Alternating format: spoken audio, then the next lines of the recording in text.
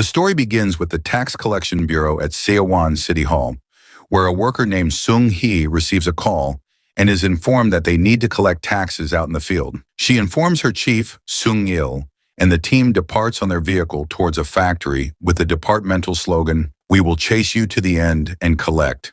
However, Sung-il and his team are met with an icy welcome when they arrive at the factory. The owner barges out, screaming that he's penniless, and the team disperses to try searching for something valuable, but fails in front of the rowdy factory workers. Having to go out into the field to collect taxes in person is all part of the job description for Sung-il, where each and every day follows the same routine. Wake up, eat breakfast, go to work, get beaten up, be cursed at, or be driven out by angry residents, and go home. But all of his hard work is to support his family, who are all asleep when he returns home. Sung-il loves his family a lot and is ready to bear the monotonous routine for the rest of his life for the sake of his family. The following day, Sung-il sits through an uncomfortable meeting over lunch with his boss, Commissioner Ahn, who reminds him of how severely his team, Team 3, is underperforming this year in collecting taxes. His boss says that he should work harder to make up the country's $20 billion tax deficit. So Sung-il is back at his desk when Sung-hee comes with the file on the person who owes the most taxes on their list. That person is Ma Jin-seok, who, despite all previous efforts to place him on the blacklist and freeze his assets, still leads a life of luxury and resides in a penthouse apartment. So Sung-il tells his team that they'll be paying Ma Jin-seok a visit today. After that, he gets pulled aside by a fellow team leader who asks him to borrow some money. He can hardly believe it when he hears the man had been scammed recently, along with some other employees. After that, the team leaves for the raid on Ma Jin-seok's apartment. Meanwhile, to bad luck for our team, Ma Jin-seok is already tipped off about the tax collector's arrival. He orders the building security to stall them in the lobby, while having his wife hide away the valuables throughout the house. After some time, Sung-il and his team reach downstairs from the building, where the guards are already waiting for them. They exchange a look, then try to push their way through, but are stopped by the guards. In the struggle, Sung-hee reaches in for a guard's access card and then runs inside alone. She makes herself look presentable on the elevator ride upstairs, and the lady of the house reluctantly lets her in. She is Ma Jin-seok's ex-wife.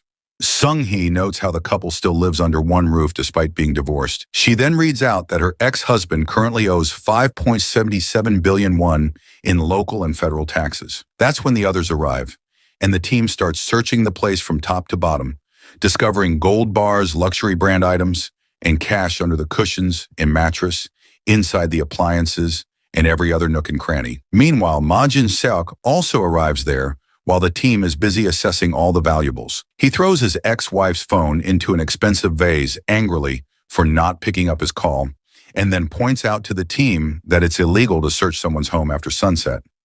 Right then, Ma Jin-seok catches the housekeeper delivering water to the tax collectors and uses her to make a point about how people are easily influenced by money. He promises her to increase her salary if she can drink the whole bottle of water without stopping, reminding her of her poor children. When the housekeeper opens the bottle and starts drinking from it, Sung-il asks Ma Jin-seok to stop her because he has proven his point. However, Ma Jin-seok insults the team by throwing the cash in their faces. He even insults Sung-il by calling him a beggar, and the others have to hold the men back from physically tearing into one another. When Jin-seok chucks his wallet at Sung-il's face, Sung-hee steps in, but Ma Jin-seok pushes her to the ground. That move pushes Sung-il over the edge, and he slaps Ma Jin-seok in front of everyone. The following day, Sung-il's boss learns about the incident, so Sung-il is promptly escorted to the mayor's office, where he has to apologize for his behavior. There, Sung-il is told that he'll be facing disciplinary action. After that, Sung-il returns to his desk, where he drinks from a bottle of soju stashed in his drawer. Sung-hee is still at the office and sighs upon hearing the news about disciplinary action. She offers to share the responsibility among the team so that their team leader avoids suspension. But Sung-il leaves the office without saying anything. At night, Sung-il is walking home with his daughter when a passing car drenched them with water. The car's owner is none other than Ma Jin-seok, who sarcastically apologizes to Sung-il's daughter. Then he takes out a few bills to pay for the dry cleaning. Before leaving, Ma Jin-seok makes a final comment, saying that Sung-il can't afford a car for his daughter while he can. Sung-il couldn't sleep that night. His mind was still fixated on the idea of a car. His suggestion about getting a car is flatly turned down by his wife, but then he gets up to search his options online. Even buying a used car is too expensive, so he writes a post on a community forum about acquiring a car for all the money he has. 5 million won. In the morning, Sung-il gets a call from a potential seller inquiring about his post. The male voice politely explained that he needed to sell his vehicle in a hurry so he could bring down his usual price to work with Sung-il's offer. When Sung-il discusses the matter at the office, his team members convince him that it's a fair deal if he checks out the vehicle himself. He calls the seller back, but the seller says something came up, so he can't come for a meeting. Still, the seller has sent someone else to meet him. After some time, Sung-il finds the car on the lot, which was brought by the seller's friend. Pleased by closer inspection, Sung-il calls the seller to buy the car the same day. The seller replies that his friend has all the necessary paperwork, and Sung-il can wire the money to him directly. Sung-il contemplates that for a few moments, but then agrees. He sends the money through an ATM and then tries calling the seller again. But no one picks up this time. Realizing that he's just been conned, he runs back to the lot, where he stops the car to ask about the seller. But that man in the car says he doesn't have such a friend and that this car belongs to him. Just then, Sung-il gets a call from the seller, who is withdrawing the money in cash as they speak. The caller says Sung-il shouldn't have sent money to someone he had never even met. At this point, the caller is revealed to be a young man named Yang Jung-do. Recently, he was released from prison.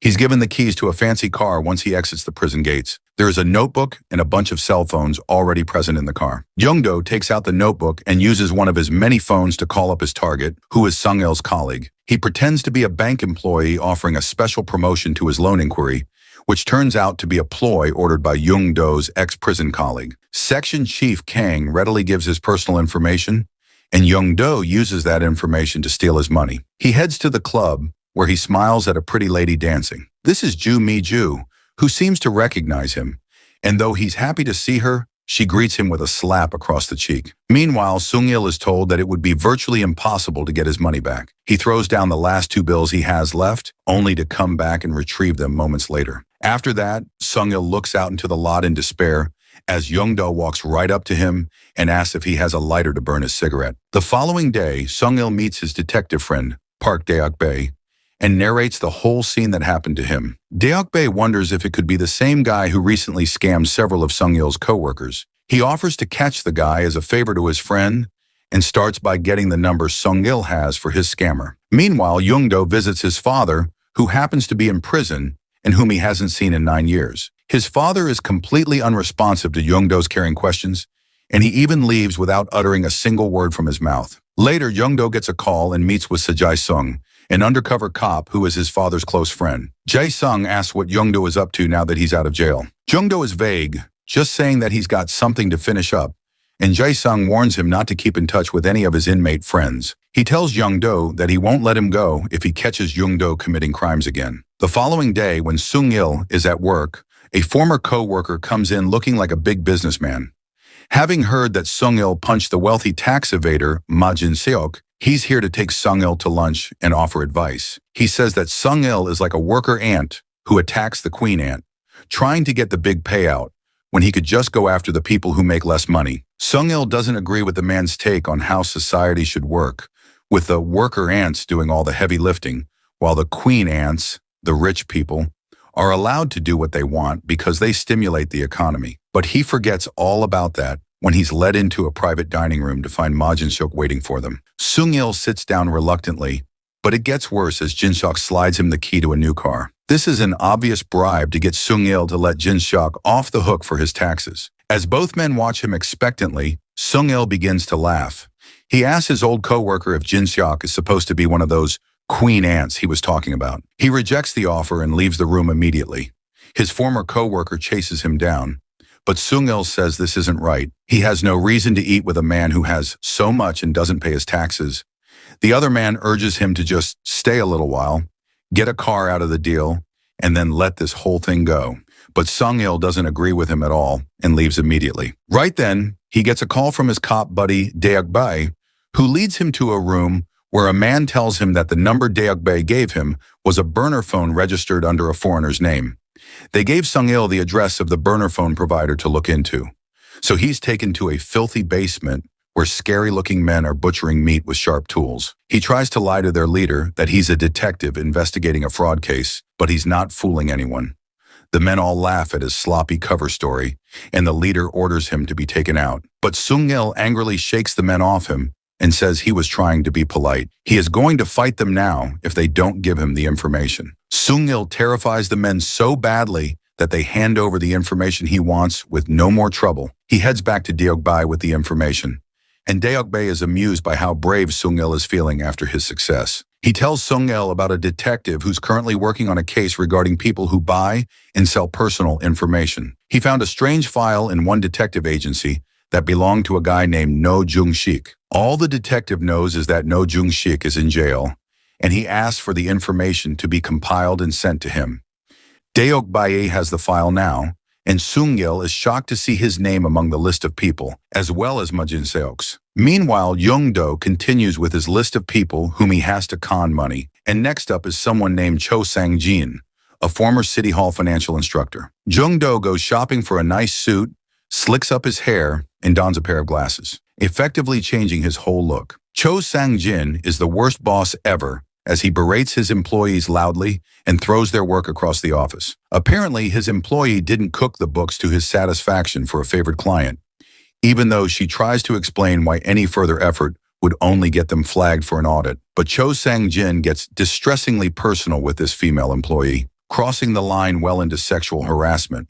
But luckily, he's called out to meet with Young-do, who's impersonating a National Tax Service employee. Sang-jin quickly sends a text to a contact, asking about the name Young-do gave him. He then grows nervous when Young-do starts listing the names of his clients, whom he's helping to evade their taxes. In the meantime, he gets back a confirmation that the name Young-do gave is valid and starts answering Young-do's questions. He says that this kind of thing happens all the time, and after a short lecture, Young-do gives him this secret little smile and implies that they're on the same side. He came there to get his share of the money Sang-jin was getting from his clients, so they both became friendly in no time, and Young-do even shared his bank account information with him. Once back at his home base, Young-do uses the burner phone to call Sang-jin again, and it's the same phone that Detective Deokbae has been waiting for him to use. Deokbae calls Sung-il with the good news and tells them that he's on the way to the phone's location with some men. Sung-il, too, heads towards Young-do's location. In the meantime, Young-do leaves the building with a small suitcase. He's busy texting in the lobby when Sung-il bumps into him, and the two men recognize each other at the same time. Right then, Young-do throws his bag at Sung-il's face and runs from there. Young-do takes off in one of his cars, but Sung-il doesn't give up and follows the car long enough to get the license plate number. Luckily, Deokbae picks up Sung-il in time, and they follow Young-do in a car, calling out an all-points bulletin for his license number. Deokbae manages to close in on Young-do, but Young-do pulls over and switches to another of his burner cars. Luckily, Sung-il recognizes him as he passes them, going the other way. They also whip around to resume the chase. Luckily, Young-do is blocked off by a car, which slows him down and allows Deokbae to capture him. In the police station, Young-do reveals that he conned Sung-il by accident. He was supposed to con Baek Sung-il from the same tax office. When asked why, Young-do simply says that he swindled those men because they're evil. They ask him why Ma Jin-seok is on the list of targets, since he's not a corrupt public official like the others. Then Young-do just repeats that he's evil and notices that Sung-il seems to know him. He realizes that Sung-il must be after Jin-seok for tax evasion. Young-do asks Sung-il how much Ma Jin-seok owes in taxes and comments that Jin-seok won't give up such a huge amount easily. He offers his help to steal that money from him and then pay his taxes. In the meantime, Baek Sung-il, whom Young-do was supposed to scam, gets a concerning phone call, and he calls Commissioner An, who is Sung-il's boss. Back in the taxation office, Sung-hee stops Sung-il when he gets back to the office and tries to convince him to go home early, but he pushes past her, only to see everyone in the building giving him the side-eye. Apparently, someone reported that our Sung-il has been taking bribes, but before Sung-il can say anything in his defense, he's called to meet with Commissioner An on the golf course. On the golf course, Sung-il insists that he didn't take any bribes, but Commissioner An doesn't even consider his explanation and says that he'll probably get jail time. Surprisingly, he even adds that Sung-il needs to apologize to Jin-seok, who's right there practicing his swing. The situation is made crystal clear. If Sung-il apologizes to Jin-seok, all of this will go away. Unfortunately, Commissioner An is also in Jin-seok's pocket, and Commissioner An brings up Sung-il's brother-in-law, Min-sik.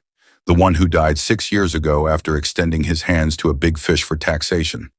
He was also accused of bribing, and no one believed his innocence at that time, not even Sung-il. Sung-il remembers that Min-shik had been beside himself, swearing that he never took bribes. After that, Sung-il joins Sung-hee and his team out in the field, where they're miserably marking everything that a poor man owns to be confiscated.